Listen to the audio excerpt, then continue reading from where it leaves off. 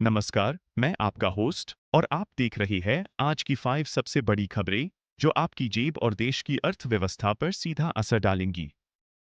India की finance ministry ने कहा है कि अगली 10 सालों में इकोनॉमी को लगभग 8% एनुअल ग्रोथ चाहिए, क्योंकि जियोपॉलिटिकल टेंशन्स बढ़ रही है। मिनिस्ट्री ने बताया कि अभी इन्वेस्टमेंट रेट जीडीपी का लगभग 31% है, लेकिन टारगेट है ISE 35% तक बढ़ाना। अगर इंडिया 8% ग्रोथ टारगेट करेगा तो डोमेस्टिक डिमांड और इन्वेस्टमेंट दोनों को बूस्ट देना पड़ेगा। लेकिन ये गोल रिस्क भी लाता है। ग्लोबल ट्रेड अनसर्टेनिटी और टैरिफ टेंशन हो सकती है ग्रोथ के रास्ते में बैरियर बैन। आरबीआई की सितंबर 2025 बुलेटिन में बताया गया कि नई जीएसटी रिफॉर्म्स से रिटेल प्राइसेस गिर सकती है और कंजम्पशन बढ़ सकता है। कुछ आम चीजों जैसे टूथपेस्ट और एसी में जीएसटी कम होने की वजह से उनकी कीमत गिरने का चांस है। जीएसटी कट से लोगों की खरीद शक्ति बढ़ेगी, जो कंजम्पशन को बूस्ट देगा। ये एक स्मार्ट मूव है डिमांड को सस्टेन करने का, स्पेशली अगर ग्लोबल ट्रेड टेंशन हाई रहे। एसपी ग्लोबल ने FY 2025-26 के लिए इंडिया का जीडीपी ग्रोथ 6.5% का फोरकास्ट रिटेन किया है और इन्फ्लेशन आउटलुक को डाउनवर्ड रिवाइज किया है।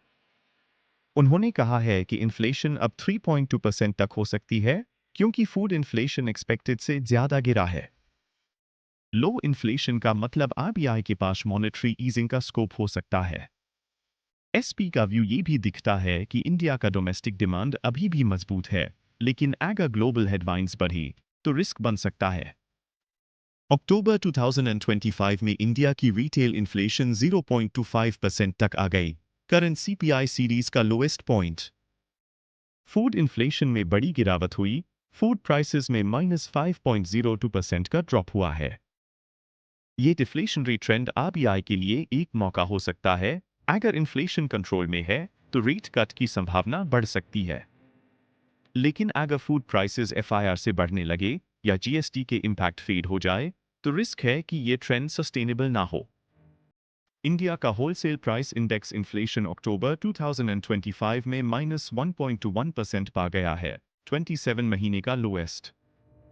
फूड आइटम्स का होलसेल प्राइस भी बहुत गिर गया, जैसे कि सब्जी, व्हीट, पल्सेस और ऑयल सीड्स में।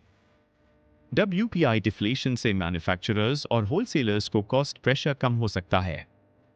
लेकिन अगर ये ज्यादा देर तक चले तो कंपनीज की मार्जिन्स पर भी प्रेशर पड़ेगा, स्पेशली अगर डिमांड स्ट्रांग ना हो। तो ये थी आज की 5 बड़ी खबरें जो आपकी अर्थव्यवस्था और आपके जीवन को प्रभावित कर सकती है। जुड़े रहिए हमारे साथ ऐसी ही और जानकारी के लिए। धन्यवाद।